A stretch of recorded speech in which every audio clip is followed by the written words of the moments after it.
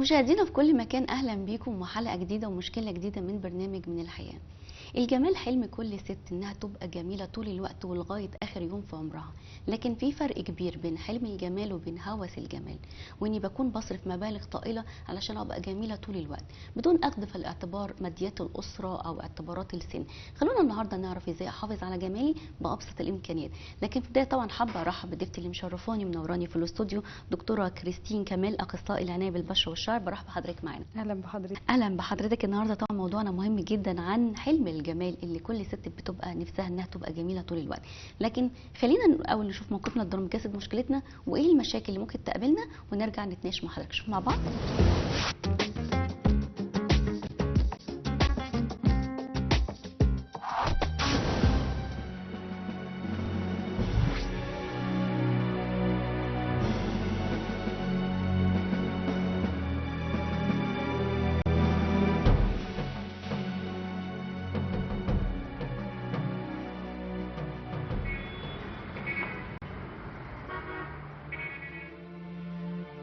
واو، الدرجة دي عجباني قوي، حلوة قوي. بحب الدرجة دي، ولا اغيرها كده؟ عندي درجة تانية، ممكن اجرب دي. بس حاسة ان انا حاطاه ده يليق على الطقم اللي انا هلبسه اكتر. خلاص مش هغير، حلو كده. احط بقى الروج عشان قبل ما البس. ايه ده؟ يا خبر، ايه الخطين اللي ظهروا دول؟ عامل انا ايه بقى دلوقتي؟ لازم الحق الموضوع ده.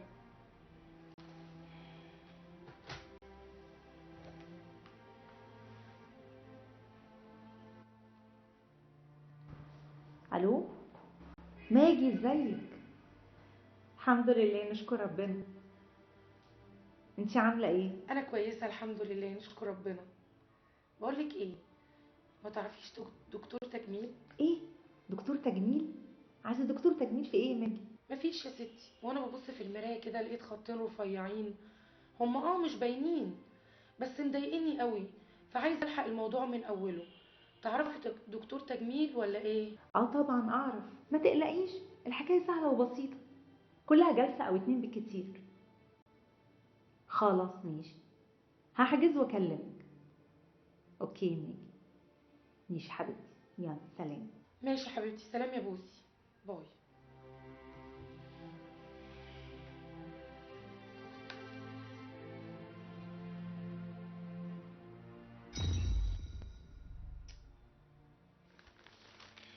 مش مرتاحه انا، لو صرفت كل الفلوس دي على ايه؟ مش عارفه. يا دي المراية اللي ما بتسيبهاش من ايدك. في ايه يا ماجي؟ بص كده على وشي، في حاجه؟ ابدا، مفيش حاجة. متاكد؟ اه يا بنتي متأكد مفيش حاجة. يعني مش ملاحظ اي حاجه كده في وشي؟ يا بنتي قلت لك مفيش حاجة، وشك طبيعي جدا. حاسه ان في خطين رفيعين هنا كده، بس مضايقني قوي. ماجي، لا خطين رفيعين ولا خطين تخان، بطلي افوره بقى. وبعدين الخط اللي انت بتقولي عليه ده حاجة بسيطة مش باينة، موجودة عند كل الناس، امر طبيعي يعني. هو ايه اللي انت بتقوله بسيطه ومش باينه وموجوده عند؟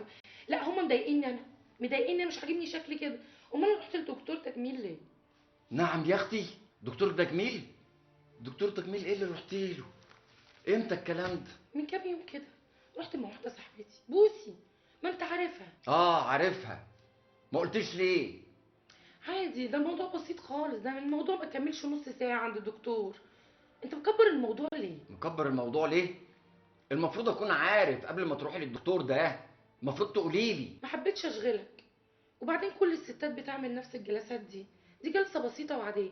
كاني رايحه للكوافير، رايحه لمركز التجميل، شغل الستات بقى.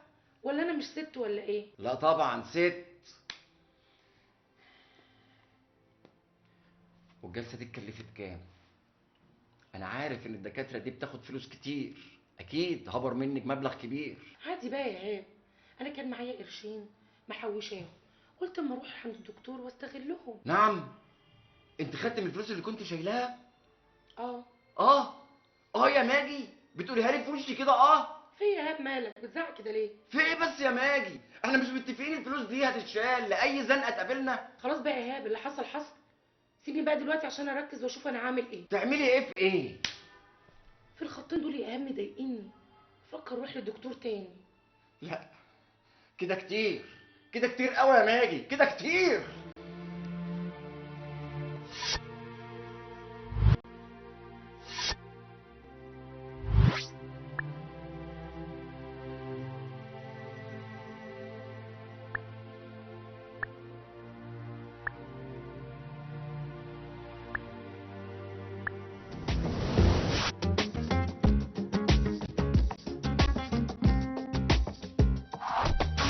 مشاهدينا ورجعنا لكم مره تانية بعد الموقف الدرامي. دكتوره كريستين، طبعا حلم مشروع جدا ان كل ست انها عايزه تحس انها جميله. هي ساعات يعني بطبيعتها، بطبيعه ربنا خلقها، هي عندها مشاعر، هي بتحس بالجمال، دايما بتهتم ببيتها، حتى عايزه جمال وتنسق الدنيا. فما بالنا بقى بجمالها، هي نفسها ان هي فعلا طول الوقت ان هي عايزه تحس انها جميله، وده حلم مشروع. لكن عايزين النهارده نتكلم ونفرق بين ان انا اكون بحلم ان انا ابقى جميله وبين هوس الجمال.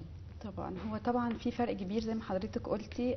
كل ست طبعا بتبقى نفسها انها تبقى في احسن صورة ويبقى شكلها حلو طول الوقت، وده طبيعي جدا، ربنا خلقنا كده.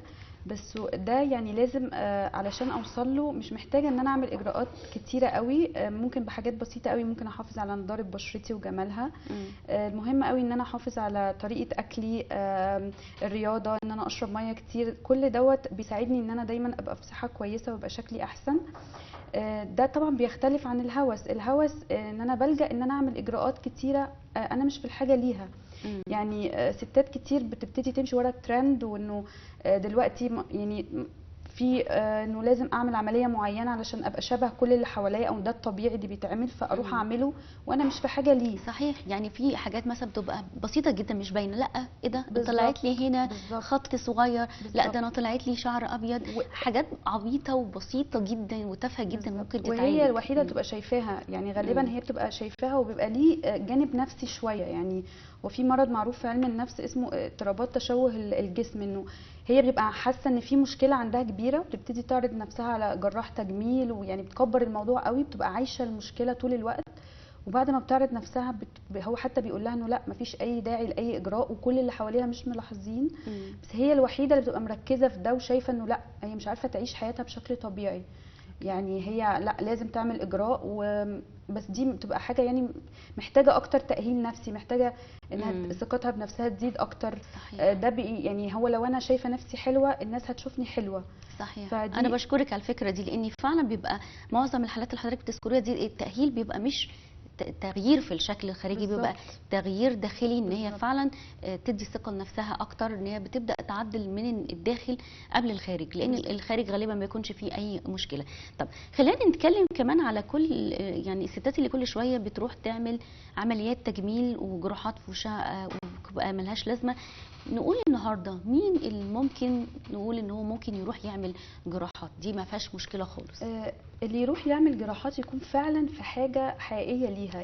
يعني مثلا حد مولود بعيب خلقي مثلا، محتاج انه لازم ده عامل له ازمه فعلا في حياته ومش عارف يمارس حياته بشكل طبيعي، فلا ده محتاج انه فعلا لازم يروح يعمل عمليه عشان يعني يرجع ثقته بنفسه تاني، او يبقى يعني حاسس انه هو يقدر جميل يكمل حياته. بالظبط. حد لا قدر الله يعني تعرض لحادث شوه له، يعني سواء يعني اي حاجه في جسمه او في وشه، فلا حروق مثلا. بالظبط يعني طبعا حروق، فلا طبعا ده لازم يلجأ انه يعمل عمليه تجميل او اي اجراء يرجع له ثقته بنفسه تاني، وده شيء طبيعي يعني. طالما انا مش عارفه اتعايش مع العيب ده، لا من حقي ان انا يعني اغيره واروح اعمل عمليه، مفيش مشكله.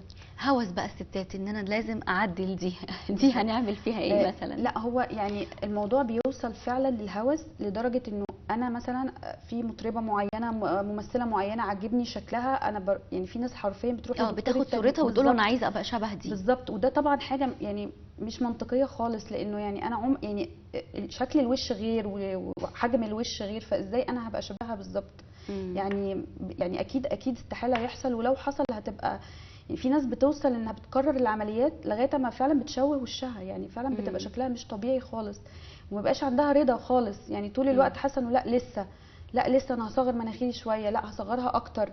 فيبتدي ما بقاش فيه تناسق خلاص ما بين، يعني هو ربنا خلقنا بطريقه معينه بشكل معين، في تناسق ما بين يعني كل حاجه في وشنا، فان انا الجا واعمل وطول الوقت لا اعمل حاجه ولا اعمل حاجه تانية، طب اكبر اكتر، طب اصغر اكتر، فبوصل لشكل مش مرضي خالص وانا مش في حاجه ليه.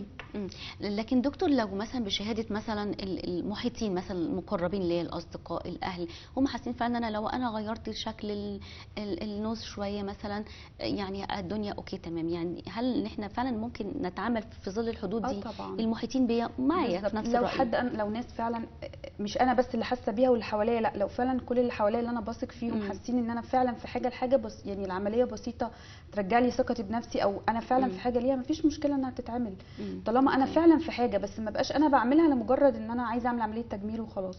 اوكي تمام. طبعا شفنا في موقفنا الدرامي الست اللي هي بقى كل المصاريف بتاعتها اللي هي كانت الزوج مثلا بيحوشها معاها عشان اي مصروفات جايه لمقابله اي اعباء ممكن تطرأ، فوجئ ان هو ما فيش اي فلوس موجوده، وهي طبعا بتصرف كتير جدا على موضوع التجميل. ويمكن دي نقطه مهمه قوي عايزين نتكلم فيها، ان مجال التجميل ده اصلا فيه استغلال كتير جدا، ويعني بيشتغلوا على حته ان هوس الستات فعلا بالتجميل. بالظبط. فعايزين نقول لنا النهارده ثوابت عايزين نعرفها، ان احنا ما ينفعش ان احنا مهما حد هيقول لي ان انا هغير لك وهعمل لك، دي مش هينفع، في حاجات مش هتنفع تتغير اصلا. طبعا اكيد في عوامل طبعا، يعني في تجاعيد بتوصل لانها تبقى عميقه جدا، بتوصل لطبقات داخليه قوي من البشره، دي بتبقى صعبه قوي انها يعني صعب قوي ان انا اداريها، محتاجه عمليات كبيره وتكلفه كبيره جدا، ونسبه النجاح بتاعها مش 100% يعني يعني لا خلاص انا المفروض وصلت لسن معين، في حاجات معينه مش هتتغير، صعب انها تتغير، فبلاش ادخل في الريسك ده، لانه فيها ريسك ان ممكن يحصل مشكله تبوظ لي شكلي اكتر وتخلي التجاعيد تبان اكتر من الاول.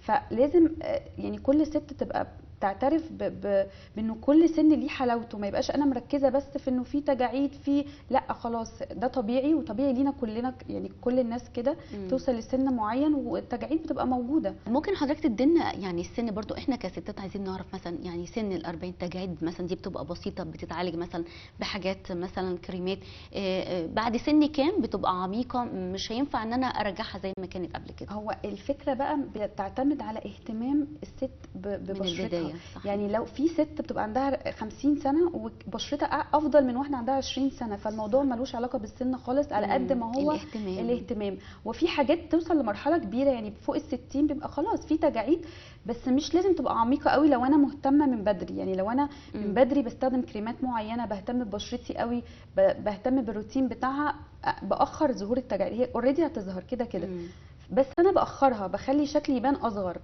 فهي دي البوينت، يعني ان انا لو اهتميت من بدري الموضوع مش هيعمل لي ازمه كبيره بعد ما اكبر. ايه تاني برضو ثوابت الستات برضو ما تنخدعش بيها؟ في مشكله يعني في ناس دايما، انا عندي مثلا منطقه الرقبه دي من المناطق يعني سنسيتيف جدا، الجلد فيها رقيق ومنطقه حساسه، فصعب ان انا اشد المنطقه دي قوي، يعني بتبقى باينه التجاعيد. يعني في ممثلين بنعرفهم، ممثلين كبار دايما بتشد وشها قوي، بس السن بيبان على المكان ده. فالمكان ده من الاماكن اللي الست بتنسى تهتم يعني بيه، دايما اهتمامها كله على الجزء ده بس، وبتنسى الجزء ده، مع انه هو حاجه مهمه قوي. لازم اعتبر ان الجزء ده تبع وشي، لان هو يعني هيكبر قبل وشي لو انا ما اهتمتش بيه. فبس فدي من الحاجات اللي لا لازم اخد بالي منها قوي وانا بهتم ببشرتي. اوكي، يبقى احنا طبعا هنهتم حته ان انا مفيش حد يجي يقول لي انا هرجعك مثلا 20 سنه لورا، لا احنا قلنا من البدايه الاهتمام مهم جدا، لكن في حاجات بعامل السن مش هينفع ان انا يعني اغيرها بالزبط. او هرجعها تاني بالزبط. لكن اهتمامي من البدايه، واحنا طبعا حضرتك تقول لنا بعد شويه هنهتم ازاي، اهتمامي من البدايه هيقلل ظهور الحاجات دي كلها بالظبط. اوكي طيب، خلينا بقى نتكلم بقى على شويه نصايح لروتين يومي وحاجات بسيطه ان احنا ممكن كستات نحافظ بيها على جمالنا من البدايه. مبدئيا لازم ابقى عارفه نوع بشرتي، يعني دايما في ستات كتير بتبتدي تروح مثلا تشتري برودكتس معينه بس هي مش مناسبه لبشرتها خالص، فبدل ما تخلي بشرتها احسن بالعكس يعني بتخلي بشرتها مش كويسه خالص. فلازم ابقى عارفه نوع بشرتي. طب انا اعرف نوع بشرتي ازاي؟ طبعا لو توجهت للدكتور او متخصص هيقول لي طبعا نوع بشرتي، لانه ده هيبقى واضح بالنسبه له، لكن انا ممكن في البيت اعرف نوع بشرتي ايه علشان ابتدي اجيب لها الروتين الصح المناسب ليها. طبعا بحاجه بسيطه قوي، احنا هنغسل وشنا وهنستنى مثلا من نص ساعه لساعه، بعد كده هنبتدي نشوف شكل وشنا ايه من غير ما نحط فيه اي حاجه. لو بيلمع او نشف بالظبط او بالظبط. لو لقينا البشره كلها جافه وفيها قشور بسيطه دي بشره جافه. لو لقينا بشرتنا اويلي كلها وبتلمع يبقى دي بشره دهنيه. لقينا المنطقه دي بس هي اللي بتلمع في بشرتنا يبقى دي احنا بشره مختلطه. لقينا بشرتنا عاديه يعني ما فيهاش ولا بتلمع قوي ولا جافه قوي يبقى احنا البشره العاديه.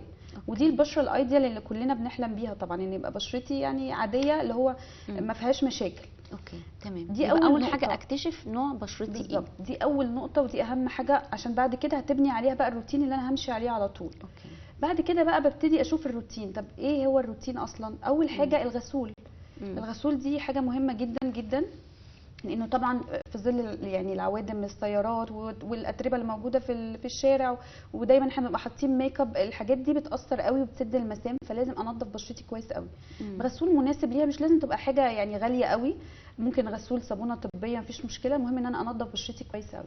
وطبعا قبلها ببقى شايله الميك اب بمزيل ميك اب، يعني دي برضو خطوه مهمه قوي، ان في ناس بتنسى تشيل الميك اب، يعني بتبقى راجعه من يوم طويل كله تعب وشغل وبتنام زي ما هي، فده خطر جدا طبعا، لان البارتكلز طبعا بتاعه الميك اب زي ما حضرتك عارفه بتبقى يعني كبيره، فبتسد المسام، بتعمل مشاكل احنا في غنى عنها. اوكي. فكويس يعني مهم قوي ان انا انضف بشرتي كويس قوي. بعد الميك اب ريموفر والغسول ابتدي استخدم تونر. التونر ده برضو حاجه من الحاجات اللي الناس برضو مش عارفه قوي اهميتها. اهميه التونر ان هو بيقفل لي المسام بعد الغسول، لان الغسول دايما بيفتح مسام البشره عشان ينضفها. انا محتاجه حاجه تقفل لي المسام عشان اقدر بعد كده استخدم برودكت تانية ما تاثرش بالضرر على بشرتي. اوكي. بعد كده بقى بستخدم المرطب، كريمات بقى مرطبات وده بشكل يومي يعني؟ طبعا ده الصبح وبالليل، مش اه يعني لازم الصبح بعمل الروتين بتاعي وبالليل. واصحاب البشره الدهنيه كمان، لان يعني هم في افراز للدهون كتير جدا طول اليوم، فممكن كمان بنخليهم يستخدموا مره كمان في نص اليوم، يعني 3 مرات الروتين بتاعهم علشان نقلل شويه نسبه الدهون اللي بتفرز من البشره. طبعا بالليل بعد الكريم المرطب اللي هو خلاص بقى ممكن استخدم حاجات برضو اللي هي بتقلل التجاعيد شويه. طبعا دي هو مهمه. الكريمات دي اصلا في منها هي اوريدي بتعمل ترطيب وبتعالج كمان التجاعيد والفاين لاينز الخفيفه خالص، بتخليها تروح تماما. فدي بتندرج تحت المرطبات، يعني دي بتبقى حاجات كويسه قوي. والصبح ممكن استخدم حاجات تانية، يعني في داي كريم ونايت كريم، يعني انا ممكن استخدم ده الصبح وده بالليل. دي بتبقى ممتازه جدا جدا. قبل الميك اب طبعا اساسي. قبل الميك كل ده قبل الميك اب. وحاجه مهمه جدا برضو الناس بتنساها، الصن بلوك. الصن بلوك ده يعني يا اما بنستخدمه في الصيف بس اعتقادا مننا انه لما بنروح مصيف بس، لكن في العادي لا مش بنستخدمه. الصن بلوك لازم يستخدم ديلي فعلا، لانه هو مش فكره انه انا مثلا خايفه على بشرتي انها تسمر او ان انا بحافظ على يعني لون بشرتي، لا، الشمس ليها تاثيرات يعني قويه جدا على البشره، يعني بتزود تجاعيد البشره جدا، وده كتير من الناس ما تعرفوش. الشمس كمان بتعمل جفاف للبشره، لان بتقلل الميه اللي تحت الجلد، لان اشعه الشمس قويه طبعا. فده بيخليني ابوظ البارير الطبيعي بتاع بشرتي اللي ربنا يعني عامله لي. فلازم استخدم صن بلوك علشان يحافظ لي على رطوبه بشرتي، يخلي البشره دايما نضره وفيها يعني الترطيب بتاعها الطبيعي. اوكي. دوت بالذات كمان اللي بيتعرضوا للشمس اكتر، ولا يعني مثلا لو حد مثلا بينزل بس مش بيتعرض للشمس برضو يعمل؟ طبعا، حتى الاضاءه صدقيني الاضاءه بتاثر جدا. طبعا. ففي ستات كمان في البيت، يعني حتى في المطبخ لو بتتعرض للحراره عاليه بتستخدم صن بلوك. فالموضوع ملوش علاقه قوي بانه لازم عشان هتعرض للشمس، لا. هو بيتحط قبل الميك اب، على يعني دي اخر خطوه، بعد كده ببتدي احط الميك اب بتاعي. اوكي. وكل ده ما بياخدش يعني دقايق. هو لو هو بس بشكل يومي وتعودت عليه هتعمله في ثواني، مش يعني مش هو بتاخد مش منها هو واحنا وقت بنقوله كبير. بيبقى يعني ديتيلز كتير، مراحل كتيره. بس هو بشكل يعني بيحصل بسرعه جدا يعني. اوكي. طب احنا اتكلمنا على بعض العنايه بالبشره، قلنا كمان ما ننساش برضو المنطقه ديت لانها مهمه جدا، ناس كتيره بتهملها، فدي برضو مهمه.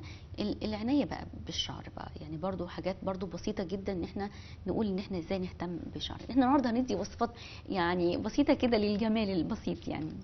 طبعا شعرنا برضو من الحاجات المهمه جدا. اولا يعني بلاش نهلك شعرنا قوي في الهيت، ان احنا نعمله طول الوقت.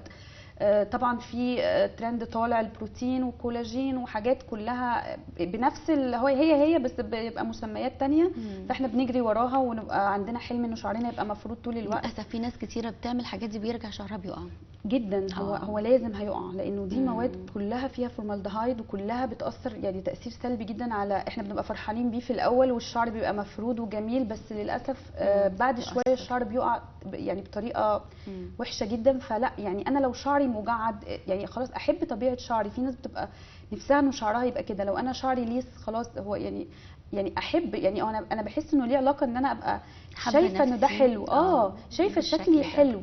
يعني ماشي في المناسبات ممكن اعمل شعري مفيش مشكله، لكن مش طول الوقت. بالظبط. في ناس تهلك شعرها، في ناس كل يومين 3 بتعمل شعرها، فده بيأثر جدا على الشعر وبيسبب تقصف الشعر وسقوط الشعر. اهتم بفيتامينز معينه لشعري، اهتم ان انا اخدها يعني. حديد بيأثر. بالظبط. طبعا لازم ابقى عامله تحاليل وابقى عارفه ان انا عندي طبعاً. نقص في ده، مش هاخده من نفسي، لان طبعا لو زودت من حاجه اوريدي في جسمي مظبوطه ده مش صح. فابتدي اعمل تحاليل معينه، في دكتور بيطلب تحاليل معينه للشعر بالذات، فاعرف ايه مشكلتي بالظبط يعني تساقط الشعر ده سببه ايه، وابتدي اعالجه، اخد الفيتامينز بتاعتي، اهتم بشعري، اهتم ان انا استخدم له حمامات كريم طول الوقت، حاجات ماسكات طبيعيه، حاجات تديله طراوه ورطوبه، يعني يبقى شعر صحي. طبعا الشكل الخارجي احنا مش هنقول ان هو مش مهم، لكن هو فعلا مهم زي ما قلتي حضرتك، ان احنا نقدر بنكمل حياتنا، ان انا اكون بتعايش واقابل نفسي، لكن كمان مش عايزين نغالي ابدا في الشكل الخارجي على حساب الجمال الداخلي. اكتر ما يميز اي شخص الجمال اللي جوه. حضرتك تختم لنا بقى بحاجه عن الجمال الداخلي. طبعا يعني هو كلنا بنهتم بشكلنا الخارجي، ودي حاجه مهمه جدا، بس في ناس صدقيني بتبقى حياتها هدف، هو ده هدفها في الحياه بس، يعني هي ما بتهتمش انها تنمي مهاراتها، ما بتهتمش بثقافتها، ما بتهتمش ان هي تطور من نفسها. دي مشكله، لانه انا ما ينفعش اعتمد بس على شكلي الخارجي. صحيح. لازم يبقى عندي ثقافه، لازم ابقى طول الوقت بتطلع لحاجه احسن، بعمل حاجه لمستقبلي، بدرس حاجه جديده، بتعلم حاجه جديده. دي حاجه مهمه جدا. الاثنين مع بعض هم اللي بيكملوا شخصيتي، ما ينفعش ده لوحده وما ينفعش ده لوحده. صحيح. للاسف طبعا وقت حلقتنا خلص. انا بشكرك جدا على حلقتنا النهارده. بتمنى يا رب لكل المشاهدات اللي بتشوفنا ان هم يعني يهتموا بطريقه طبيعيه جدا، لا نغالي في حاجات نبقى خلاص فقدناها بعامل السن. احنا هنحاول نجمل نفسنا بس طبعا. من غير ما نصرف مبالغ طائله ولا نمشي ورا كل الاستغلال اللي بيحصل، لان المجال ده فيه استغلال كبير جدا جدا جدا للستات في الوقت الحالي، لانهم عايزين يصغروا اكتر طبعا. يعني ما ننساقش ورا كل اكذوبه يعني وكلام. في نهايه حلقتنا كل الشكر لحضرتك. بشكرك دكتوره كريستين. انا بشكر حضرتك جدا. مشاهدينا، مشكله ممكن تكون جوه بيت اي حد فينا، مش عيب ان احنا نتكلم فيها بصراحه، العيب ان احنا نغطيها ونقول كده راحه. خلينا نناقش مشاكلنا بايجابيه لغايه ما نوصل لحلول جذريه، واشوفكم في حلقه جديده من برنامج من الحياه.